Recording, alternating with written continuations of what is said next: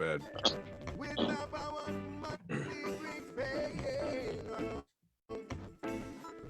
There's no reason to be anxious.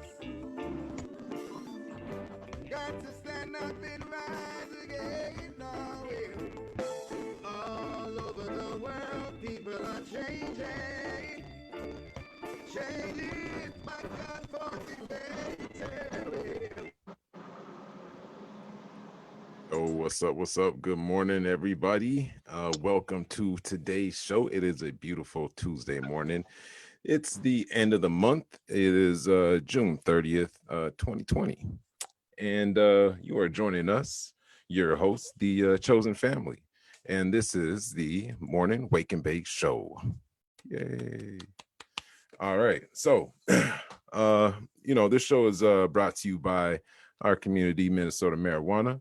If you're not already a part of that community, go ahead and get a hold of one of us on Facebook and we'll go ahead and shoot you an invite. And then Minnesota Normal, go to www.mnnormal, that's NORML.org, and learn some more about our organization. There's plenty of information on the website. And then become a dues paying member for $4.20 a month and join the fight for legalization and, the end of prohibition in Minnesota, because, marijuana is a great medicine that we all need. Well, most of us anyway. So today's show, first in national news, we got a really cool story about Biden and Sanders. They developed a task force between the two campaigns of people who were pro-legalization to discuss marijuana legalization recommendations for Mr. Biden should he become the new president of the United States. And then in local news, I think we got some events coming up here that we're going to talk about, and possibly some other stuff. So stay tuned if you want to hear about any of that stuff that I didn't really elaborate on. So I'm gonna go ahead and pass it off to my man David. Greg. No, actually, yeah, we're gonna go to Greg. I think Greg has a story for us that he'd like to talk about this morning about medical cannabis. Well, not necessarily medical cannabis, but the cannabis board that they're putting together in Minnesota. Greg, I'll let you talk more about that. Okay, cool. Yeah, not a problem at all, guys. So what it is, it's the task force on cannabis. Basically, it's a task regarding it. So what we've got is on July 7th from 1 to 3 p.m., they're going to be holding their first meeting. Now, understand that they put this together a year ago, and they've done nothing with it up until now. We briefly talked this morning about, I don't believe that there's great representation to the cannabis community. Personally, looking at the participants in this, there are what I see as 4 patients that are on board. We have 2 minors and 2 adults, and the rest of the people that are involved seem to be people that are opponents of legalization. We've got 4 people from treatment facilities. We've got a sheriff, we've got a cop, we've got people, legislators. We just don't have very good representation personally. Something that me and Mike also spoke about earlier. I believe that maybe there isn't enough representation of people of different backgrounds, in all backgrounds. And I'm not just talking about African American, I'm talking about a representation of our state, a true representation of our state. Right. Yeah, I didn't get a chance to pull up that article yet. Dave, I'm sure you shared it. Did you share it in the chat? I did, yes. Oh, Greg? Okay, I'll try to pull it up and look at it again. I think it's important for us to find out exactly what's going on with that. It sucks that there's not really much representation from the community in this cannabis panel. It sounds like they're putting it together as, another prohibition light, situation, kind of like they did with the medical program, where they just stacked it full of, people that really don't have, a vested interest in legalization in Minnesota and don't care to see the success of it. I did hear that Mayor Joyce Schroeder is on that panel. She's an advocate that's been fighting for medical cannabis, not so much on the full legalization side, but I've heard that they were trying to get a little more involved in the legalization process as well. I'm curious if there's, like you said, Greg, any people of color on that committee. Correct. I don't know any of the people that they're speaking of on there besides Marin. Yeah, it's just kind of baffling how you put together a cannabis panel with not really any cannabis, friendly people on there. So it's also looking baffling at this, that two of the patients are actually minors, when they're actually speaking about legalization in Minnesota being for 21 plus. So I'm not sure what the point in having two minors on there would be. It says the parent of Minnesota cannabis patient under 18. So it's also the parent of a cannabis patient. Yeah, so it's actually okay. So, but still, that would not reflect or represent them because it's a medical cannabis patient. We're talking about a legal cannabis board to discuss, I believe it's legalization in Minnesota, right?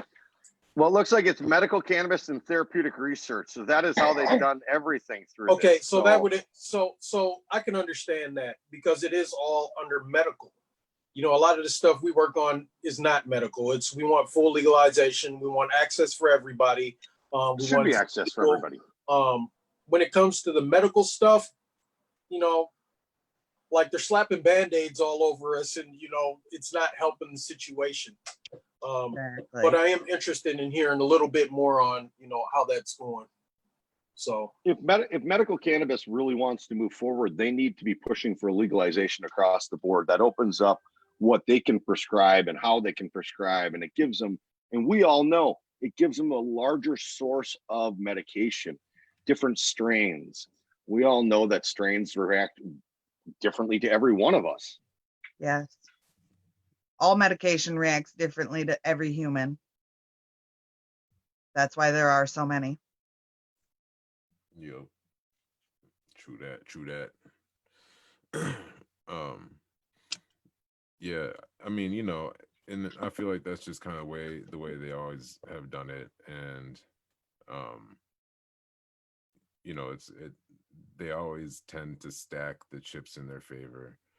And I think what's really cool about like this year is that well, it's maybe not even just this year because I just got started this year, but all of the work that everyone even before me has been putting in, like even since Michael got started in the years before I got here, like it seems like that this year has been a really huge year, and it's like we're at the precipice, we're at the very tip, we're at the very edge, and we're about to see us reach the tipping point and push over the legalization. But that's not going to be the end of the fight, because there's going to be so much more that we need to protect and fight for, to make sure that we don't end up with a fucked up system like how California has.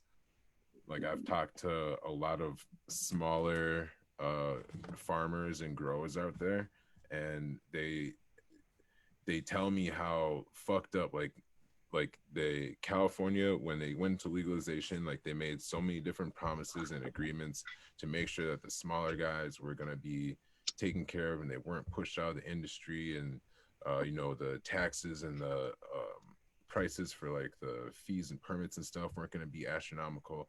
Well, it wasn't but like a month or two after legalization hit that some of those stuff started getting repealed and changed, and money started hitting different pockets. And here we are where they're struggling. Like, a lot of the people who went from like the black market to the white market, doing it legal, end up having to go back because they lost so much money trying to do it the legal way, and that wasn't how it was supposed to be.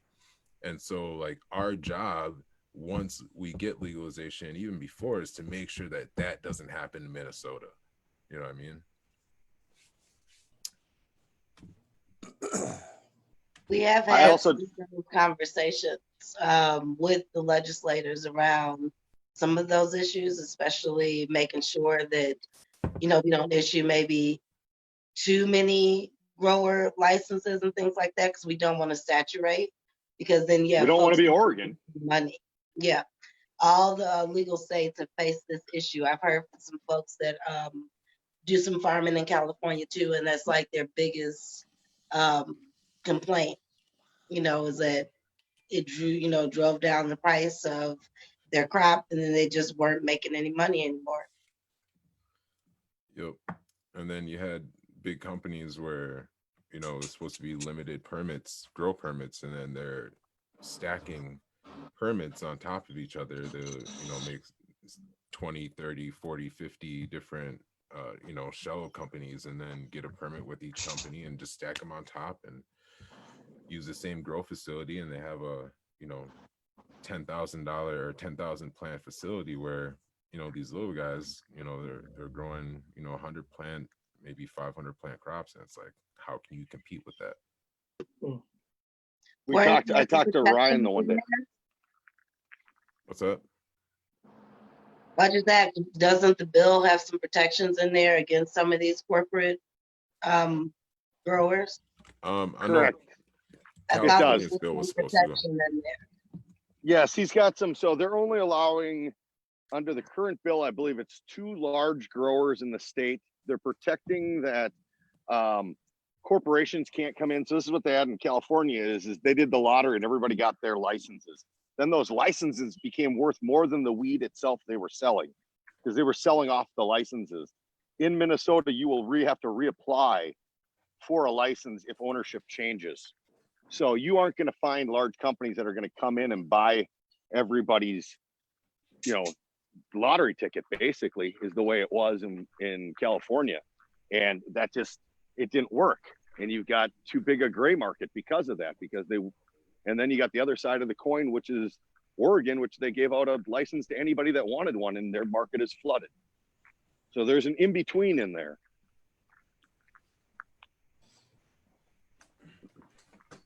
Yeah, they're lucky to get $100 an ounce on their product right now. In Oregon? Yep. But then in California, you're going to see $400 an ounce in San Francisco. That's insane. So, I mean, and that's legitimately 2 hours from the largest growing saturation in our country. And it's $400 an ounce. It's pretty ridiculous. But, once we see the legalization hit our state, like, that won't be as, a big issue for us anymore. California's prices or Oregon's prices. A lot of us, I know there's a lot of people who, once we see legalization, will just grow their own. You know what I mean? Will put in the time to learn how to cultivate and, grow some high quality stuff for themselves. And then just so they don't have to buy from anybody else and have to worry about if there's pesticides in it or heavy metals or whatever. And they can, make their own concentrates or press their own rosin or whatever. And, essentially that's really all I've ever wanted to do, was just like grow my own bud, not have to worry about it. And like, if I can grow bud for other people who can't grow bud, and just like give it to them, or, they pay for their materials or whatever, like that's what I would love to do, Right. And it just sucks that the government is just preventing people from doing something so simple as, growing a plant and, using it either for themselves or giving it to other people. Right. I'm sorry, I had to step out for a second. Trying to get my window fixed today. Are we still on the local? Yes. I guess kind of evolved. I guess we should hand it off to David so he can talk about some of the national stuff real quick before we throw a bong cheers and a fact up from Jenny.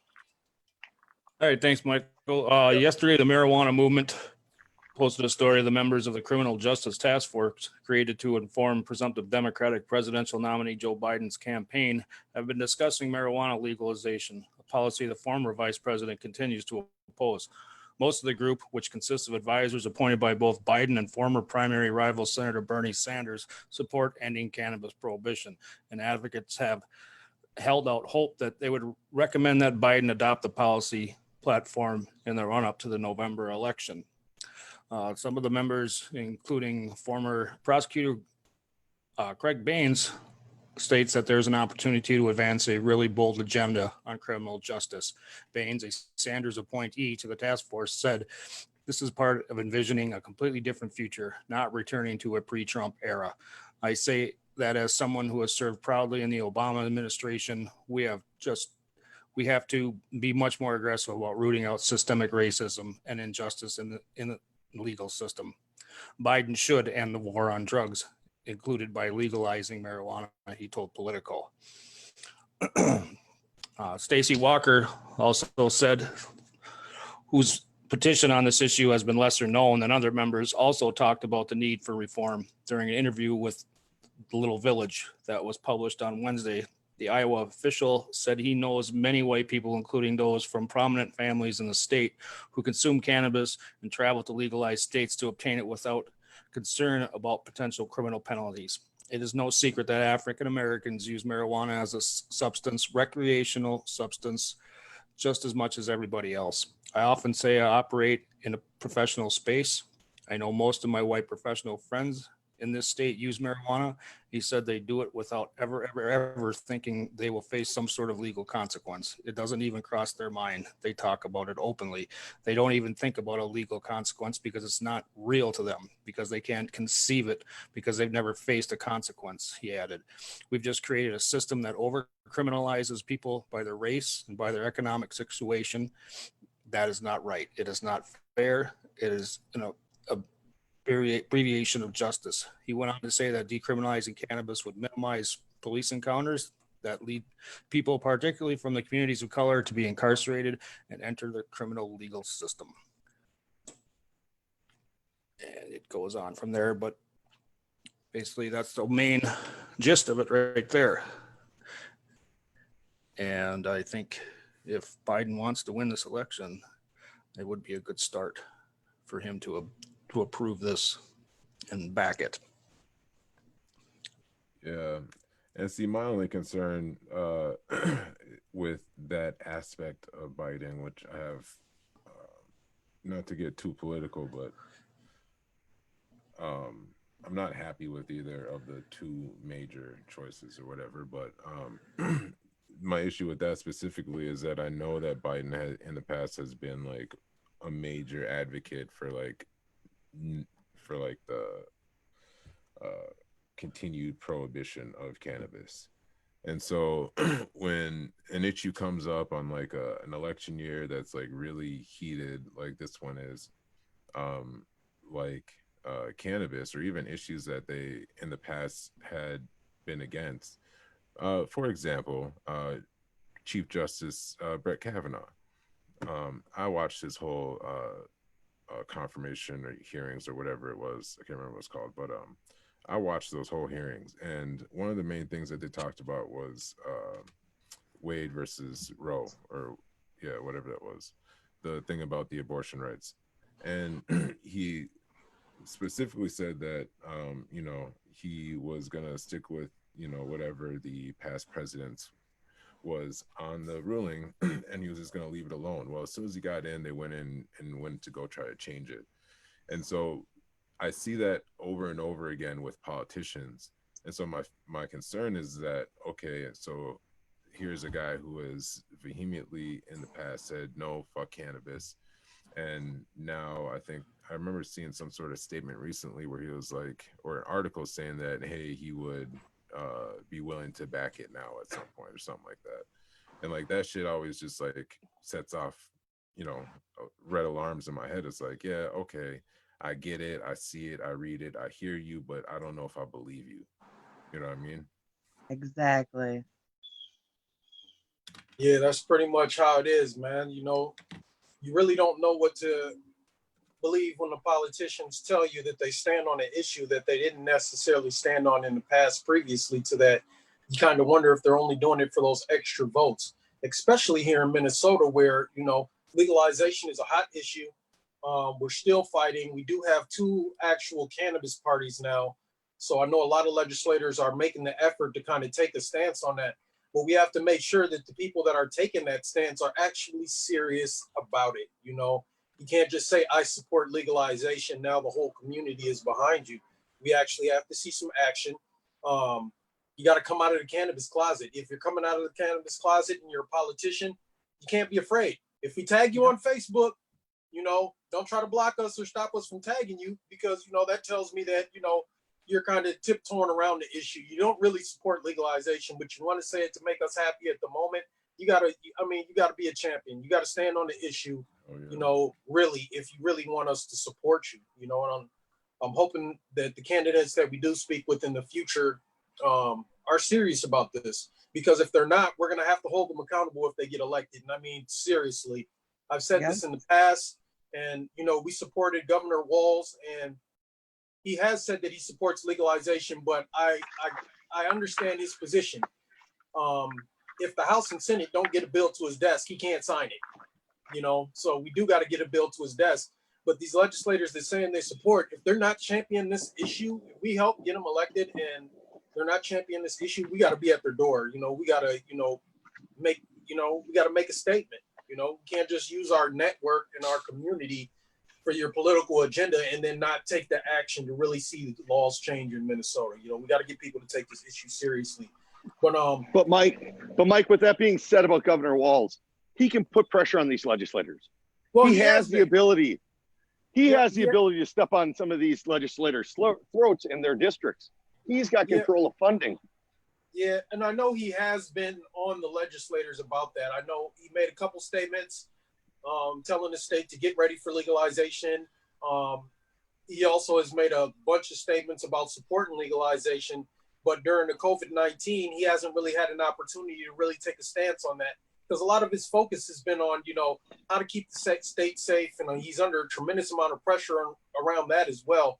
But a lot of it is in the House and the Senate. You know, that's where we got to build that support at, because they're the ones that are going to get that bill to his desk. If he doesn't get a bill on his desk, he can't. The fact that during the shutdown, along with liquor stores, that the dispensaries were deemed essential, so they were open. Yeah. I do the point that. Well, on Thursday, some members of the the House on the national side of it were talking about the marijuana reform. In fact, Michael, I just sent you a clip. I don't know if you can share that, but it's in your messenger. And I have to pull it up. My messenger's acting a little funny right now. I can't pull up my messages for some reason. I'm trying to get Jenny's cannabis fact real quick. But I'll check it out later. I'm sorry, Dave. What were you saying? No, I was just saying that they were talking about on the floor. You know, I can give you a bit of the audio. Systemic racism. And I start over. Decades of systemic racism, and I asked my colleagues to join us and support this. Hold on, sweet. And yet, I'd hope that arrest disparities, especially cannabis-related arrests, would have been part of this measure. According to the ACLU, Black people are more likely to be arrested for marijuana possession, and in some states, up to 10 times more likely to be arrested for cannabis possession. We can't ask our police officers to enforce flawed cannabis policy. Cannabis use is a social and medical issue and not a criminal matter. Let's not ask our police officers to do the impossible. I ask for reform in cannabis policy immediately. And that was Representative Lou Carora on the House floor. Yes, on Thursday. Nice. Yeah, it's being talked about. Honest about it. It's not some state. It's this state. This state is having that issue. So we can't do much about the other states, but we can try to do something about it in this. Right. Exactly. Yeah, and then I just kind of want to expand on what Ginger said. They deemed it essential. So if it's an essential medicine, there's no way that it should be a Schedule 1. I mean, I don't understand how that is. Schedule 1 means it has no medical value. Exactly. Sorry, Jenny, I'm sharing storing your photos so I can share it real quick Oh, that's okay. here in a second. But yeah, on the local news, I just kind of want to touch on a couple of things before we go into a bong cheers from Jenny. If I can get this to load up. Too much stuff going on. That's okay. That's okay.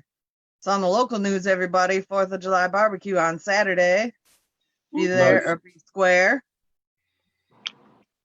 But Unfortunately, I'm gonna be square. we do have a lot of stuff going on. There's an event for Philando Castile that they're going to be doing on July 7th. I really do want to kind of get involved in that.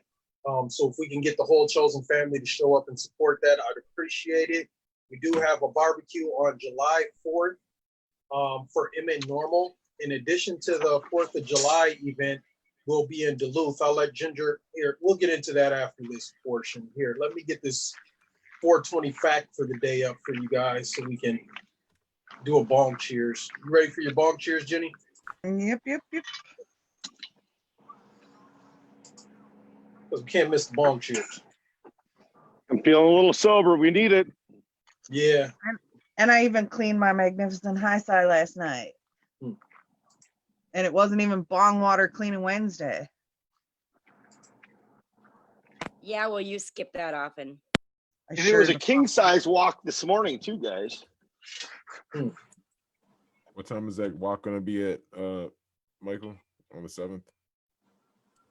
I'll post more info on that a little later. That's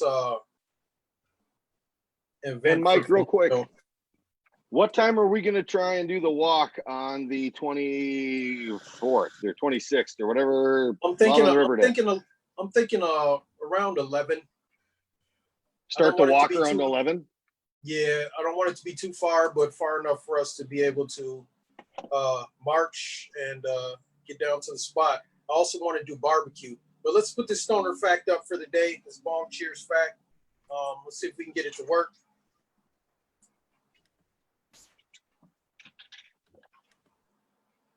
Hopefully the audio will play. Who are we playing today? Yar. Let's get a shout out to Yar.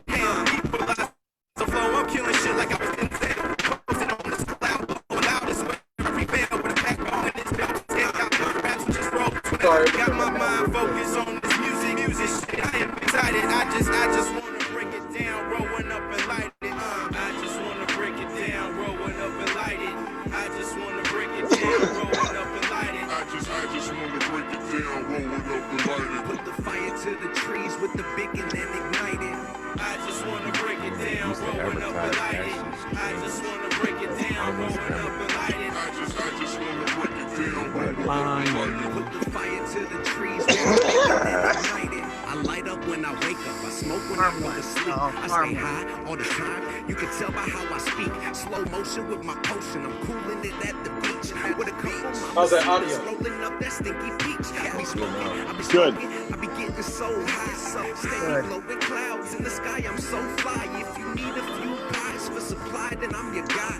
Had 100 at a time, and you know that ain't a lie. I'm lighting up that doja and looking for my escape. Feeling smoky on a Friday while I'm always trying to hate. I'm jumping over the fences while they shooting at the gate. Damn, man, sometimes it's a trip around my way. By Felicia to the teacher, I'm smoking up in the pictures. Let's go. And I hop up on the feature, touched by the Holy Ghost. And I'm feeling like a preacher, like I get up on the. Sorry about the choppy video, but we got a portion of the audio. So make sure you guys go on and check out Yar, Y-A-R-E, Break It Down, featuring my dog, Demon Cash. If you don't know Demon Cash, man, he's been a huge supporter of the movement, man. He sponsored us year after year. Once again, that song was by Yar, Y-A-R-E, Break It Down, featuring Demon Cash. So thank you for that submission. Yes, thank you. At this point, we'll move on to our guest speaker portion, and I guess we'll continue to talk about what we have coming up with MN Normal with our current events. Loud on the River, we're going to be doing a march for cannabis. If you follow the event, I did go on and update the event. It now says Loud on the River 5 Cannabis March for Freedom. We want everybody to be able to get involved, even if we can't get everybody on the boat.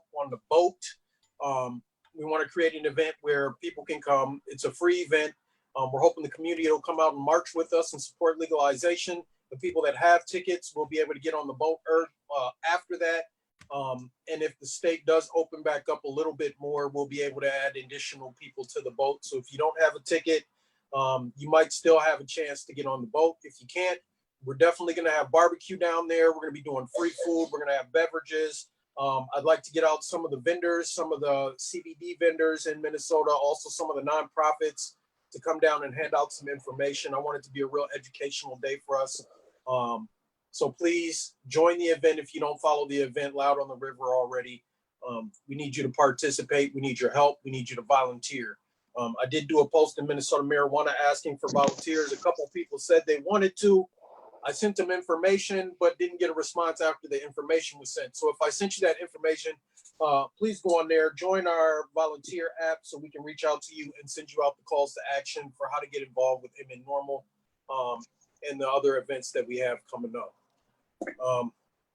Did I Do it, miss everybody. anything? It's a good time. Did I miss anything, Jenny? Nope. Do not believe so. Dope. So I'll have Ginger and Rhonda talk a little bit about Duluth and what's going on up there. July 18th. Leaf Erickson Park is where it's going to be from like 12:30 to 4:30. But you know how we get down. We said 1, but we're going to back it up a little bit because we have to be out a little bit early. So we're going to do like 12:30 to 4:30. So just come down to Leaf Erickson Park, come see us, register, vote, become a supporting member for Normal because, you know, we always need supporting members in the Duluth area. We are trying to get our chapter, Damn Normal, back up and running. We've been working for a long time to do it. We need something that's up. I found Rhonda. She's in the Duluth area with me. So. And what part of the park are we going to be at, Ginger? We are going to be right above the where the stage is. Okay. Okay. We'll be Gotcha. So if you're in Duluth area and you follow Rhonda or Ginger on Facebook, you can reach out to them if you want to help out or get involved. Otherwise, if you don't follow them, you can follow them. They are in the Minnesota Marijuana private group. Shoot them a message. Ask if there's a way you can help. We do need as much support as we can up there in Duluth. We're also working on Mankato and Rochester, our other areas that we're going to be. Michael, they can join up and for the Damn Normal page. We have one on Facebook. And Damn Normal is, by the way, Duluth area, Minnesota Normal, but we are Damn Normal. And y'all know y'all want to be damn normal too. So that's right. So make sure you guys go on there and support Ginger and Rhonda up in Duluth. Also, go on and support Lisa George in Bloomington. Also, Vari is in St. Cloud. Myself and Sign Up Black will be working on. Oh, you guys are together. Are working on. I just seen that. I seen Lisa. I see both of you. Myself and Sign Up Black are working St. Paul area. We do want volunteers to assist us in Minneapolis. So if you're watching us and you're in Minneapolis, we're looking for volunteers that we can train and develop and educate on how to do phone banking, voter registration drives, and member drives in Minneapolis area. We do have a page set up. So I'm looking for some responsible people that are serious, that really want to take this issue seriously and get involved. Please reach out to me. I could use your help in Minneapolis. Same in Duluth. I could use help. She could use help in Bloomington. Yeah, we all need help. So if you're in our areas, hit us up. We are the normal. But that's the live wake and bake. I don't think we missed anything. Did we miss anything, guys? No, I just want to say again, make sure everybody comes to the barbecue on 4th of July. It's going to be fun. Yeah, it's definitely Yes, going to be a Corey. good time. The whole family will be there. We're going to have some food. We got a grill. Shout out to Brandon John Pulsifer if you follow him on Facebook. I believe it was him who paid for the grill for us. Yes, it was. Thank you, And Brandon. then we've got somebody that's going to grill for us as well to come out and make sure that we have good food going on out there. Hopefully we can keep these people to come out to the March for Freedom as well, because we're definitely going to be barbecuing there as well. I mean, any opportunity we get, we're going to be barbecuing as soon as the weather's nice, but get involved, help us out. Vari, you want to do an outro for us? Yes, Hang on real sir. quick. Everybody come have some fun with us at these events. No. All of the it's, events. it's always a Duluth, blast. all of these. Not just the ones in the cities. We need help out of the cities. That's the thing. Our smaller chapters need to grow because Minnesota's a big state. Everybody it's our wants to time. take a day trip. Mm-hmm. Yep, exactly. Right.